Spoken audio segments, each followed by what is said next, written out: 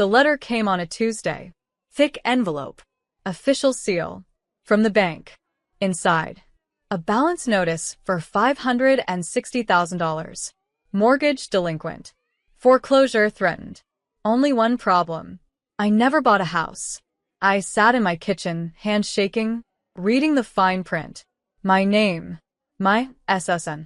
My signature. Forged. For 2 hours, I thought I was losing my mind. Then I called the number at the bottom of the letter. A kind voice answered. Ma'am, we confirmed your identity on the purchase back in July. The deed lists you as the primary owner. I asked for the address. It was 3 hours away. A luxury property with a pool, marble counters, and a 4-car garage. And I knew exactly who had done it. My sister had always been reckless. Always borrowing things that weren't hers. My clothes. My car. My credit card. Once, to book a vacation for a boyfriend, she dumped mid-flight. But this was a different level. This was fraud. This was federal. I filed the police report the same day. The officer looked at me and asked, "Do you want to press charges?" My chest burned, not with hate, but with the weight of betrayal so deep. You feel it in your lungs when you breathe. I said yes. Quietly. Finally. Yes. And then I waited. I didn't scream. Didn't send her a warning. Didn't even hint.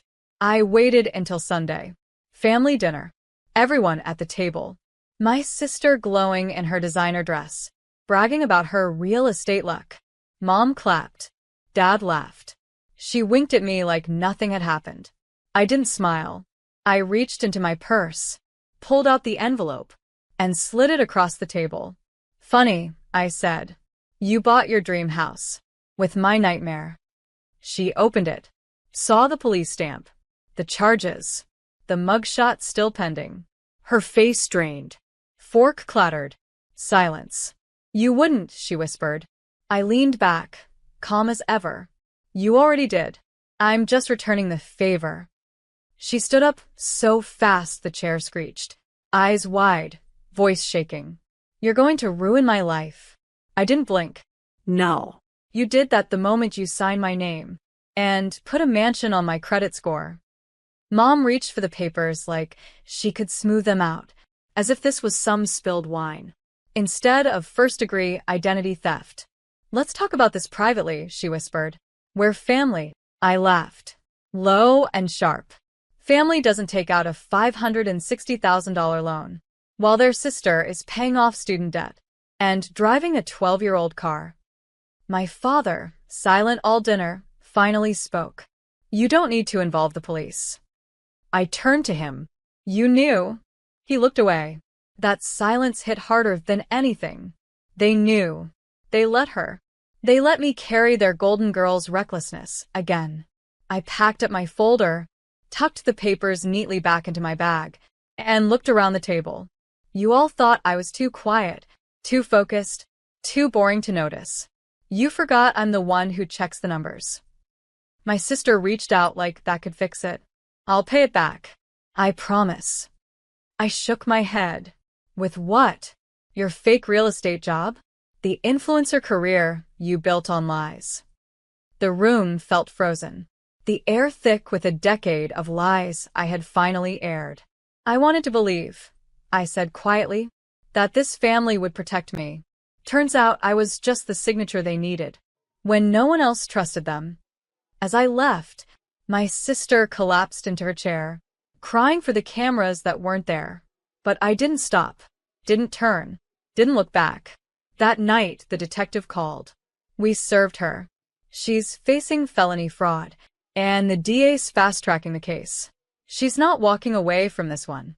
I didn't smile, didn't gloat, because some victories don't feel good. They feel necessary, heavy, final. And this was just the beginning of her reckoning. The mugshot leaked by Thursday. She looked hollow. No filters. No lashes.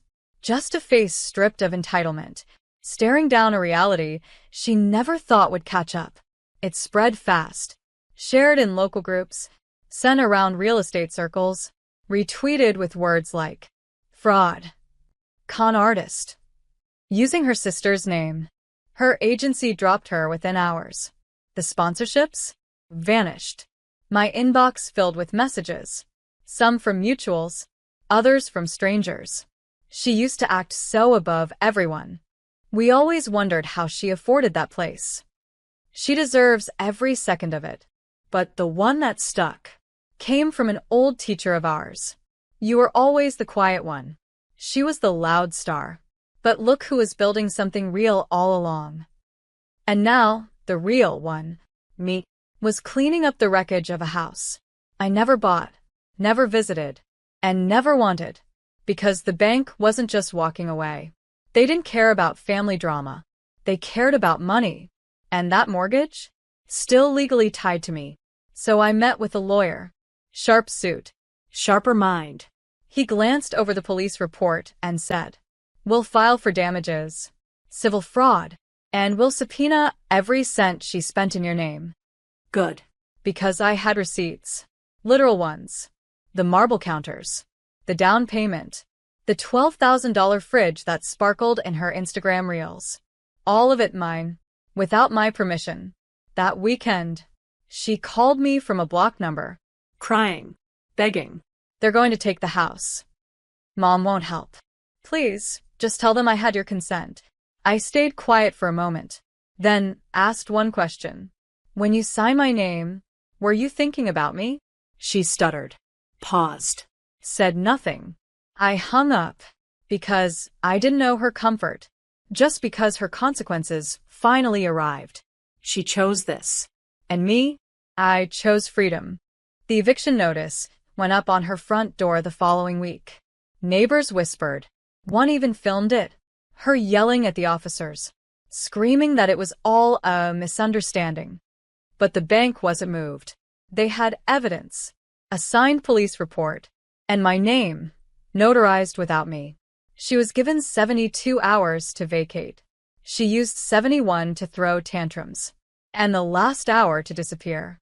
Mom called the night before. Her voice was low, tired. She's scared, sweetheart. Can't you find it in your heart to forgive her? I closed my laptop. You're asking the wrong daughter for grace. She sighed. You don't know what it's like to lose everything. And there it was again. The expectation that I'd sacrifice myself just to keep their illusion alive. No, Mom, I said. I know exactly what it's like. Because I've spent 10 years losing pieces of myself just to keep you comfortable. Silence. Then, we didn't raise you to be so cold. I smiled bitterly. No. You raised me to be convenient. Click. The next morning, I drove past the house. Not out of pity. Not out of revenge, but closure. The porch was littered with boxes. Fake designer bags. Framed prints of fake affirmations. A shattered mirror. And in the center of it all, her. No makeup. No filtered angles. Just a woman who built her castle. On someone else's name. And watched it sink into the mud. She saw my car. Ran toward it. Tears streaming. Mascara smudged from what little she'd tried to hold together. Please just tell them I didn't mean it. I rolled the window down just enough. You meant it every time you signed my name. Every time you smiled for the camera, knowing it was built on my identity. She cried harder, but I didn't flinch. Didn't soften. I don't need you to go to jail, I said. I just need you to finally live without me. Then I rolled the window up and drove off. For the first time in years, my hands didn't shake, my chest didn't ache, and my voice, it was mine again. By Monday, the calls started. Not from her, from them. Aunt Marie, Uncle Dennis, even Grandma, who once called me the quiet failure. She's your sister. Blood is thicker. She's learned her lesson. Do you really want her to go to jail? They didn't ask what she had done. They asked why I wasn't covering it up better. As if I was the stain. Not the forged documents. Not the six-figure fraud. Not the decade of silence while she burned bridges with my name on them. I said the same thing to each of them. I didn't ruin her life. I just refused to keep funding it. And the truth is, they weren't upset about the crime. They were upset Someone finally pulled the curtain back. The golden daughter. The charming sister. The one they all liked better. She wasn't golden. She was glitter on rot. That week, my face showed up in a blog. One of her influencer friends wrote a pity post. When family betrays family, how jealousy ruins lives. They used my LinkedIn photo. No name, just enough breadcrumbs to make me the villain. The comment section burned, until someone from college dropped a truth bomb. Actually, her sister stole her identity to buy a mansion. Bank statements and police reports say otherwise. Silence. Then deletion. It was almost funny. How fast people flipped once the lie didn't benefit them anymore. Meanwhile, the court date approached. My lawyer called. They're trying to offer a plea. Restitution, probation. I leaned back in my chair, staring out at the skyline I built. Every brick paid for in full. Every late night I never shared. Every dream I never asked anyone to believe in. Good, I said. I never wanted her behind bars. I just wanted her out of my life. I wasn't chasing pain. I was chasing peace. And peace means letting go. Not out of mercy, but because some people don't deserve permanent space in your story. And I was done writing her in. The courtroom was cold. Not just the AC, but the mood. The silence before something unfixable is spoken out loud. She walked in wearing beige. Hair tied back. No mascara. No fake designer labels. Just stripped-down desperation. And the sudden realization. That charm doesn't work on courtrooms. The judge read the charges. Felony identity theft. Mortgage fraud. Forgery. My name echoed off the walls like a wound reopened. When they asked how she pled, she looked at me like I was supposed to save her. Again. Guilty, but I didn't mean to hurt anyone. I almost laughed. But I didn't. The prosecutor handed over the paper trail. Emails. Applications. Digital signatures. Surveillance footage of her signing documents. Under my name. She started to cry. Real tears. Or rehearsed, who knows. The judge paused. Asked if I wanted to speak. Victim impact. I stood. Not for revenge. But for record. This wasn't an accident. It wasn't a misunderstanding. It was a decision made over and over. To use me without asking. To silence me with guilt. And to build a life on the bones of my credit. Her lawyer tried to object. The judge waved him off. I kept going. She didn't just steal my name. She stole years of trust. And when I confronted her, she begged for mercy. Not because she was sorry, but because she got caught. She's not the victim. She's the architect of her own collapse. The judge nodded. Sentencing postponed. But the damage was done. And this time, it wasn't mine. As I walked out, reporters waited. But I didn't stop. Didn't give them the drama. Because the truth? This wasn't a scandal. It was a severing. And I was finally free of the rope she'd used to pull herself up while dragging me down. 2 weeks passed. No calls. No texts. Just silence. The kind they used to weaponize. Now turned back on them. But silence was different now. It didn't hurt. It healed. I walked through my apartment barefoot. The sun was pouring in. Peace felt like warm hardwood under my toes. And coffee that didn't come with a crisis. Then the letter arrived. Handwritten. From my mother. Inside was a folded photo. Me and my sister at 10 years old. Matching dresses. 4 smiles. And beneath it a note. I raised 2 daughters. One just made more mistakes. Please come to the family dinner this Sunday. Let's talk like we used to. Like we used to? When I was funding everything behind the scenes. While being called selfish in public. When helping meant shutting up and opening my wallet. I placed the photo on the table. Stared at it for a long minute. Then dropped it in the shredder. Because I wasn't that girl anymore. Not the quiet one. Not the fixer. Not the disposable daughter.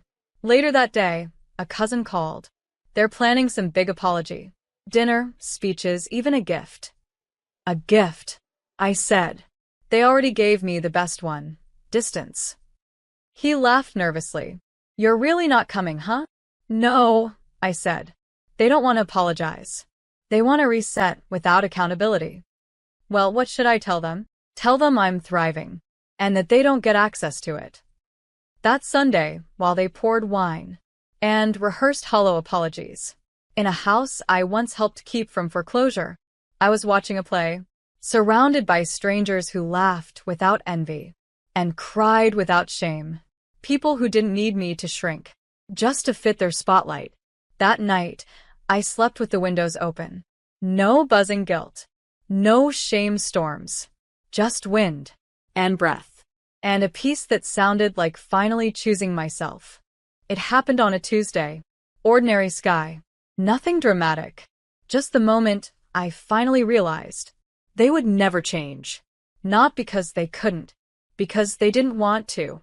A final email came in from my sister's lawyer. She's agreed to pay restitution if you sign a forgiveness statement. Forgiveness? As if a signature could erase the nights I couldn't sleep, the days I checked my credit score like a pulse, the job offers I lost while buried under her debt. I closed the email, didn't even reply. Instead, I opened a different document, the title deed to my new home, paid in full, in my name, signed with a hand that no longer trembled. That night, I hosted a small dinner.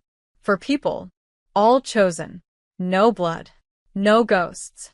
We toasted over candlelight, laughed without whispers. And when someone asked, "Do they ever try to reach out anymore?" I said, "Probably." But I stopped checking. They nodded, because healing doesn't need an audience. It needs space. After dinner, I walked outside. No headlines. No courtroom. Just the stars, quiet witnesses. To a woman who finally stopped bleeding for people who called it love. I looked up and whispered, "I survived you. And then I outgrew you." There was no applause, just the sound of a door inside me, locking for good. And that's the thing they never understood. I didn't want revenge. I wanted peace. And now, I have it. I am not her ATM, not her scapegoat, not their silent provider. I am Elena Carter. And I walk tall, with my own name, my own home, and no one left to apologize to.